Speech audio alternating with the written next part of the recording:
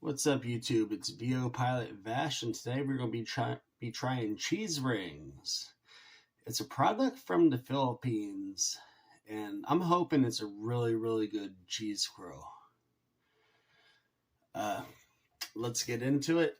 The bag was a little hard to open. This is actually the second time I'm recording this video because, unfortunately, I did not come prepared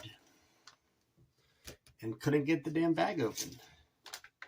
All right, so here we go.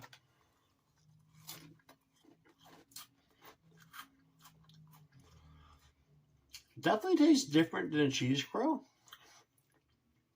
I mean, it's a pretty good taste.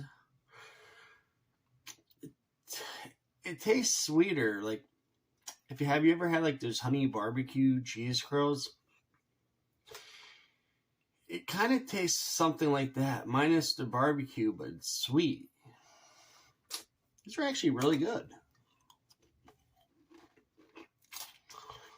I would definitely try this again.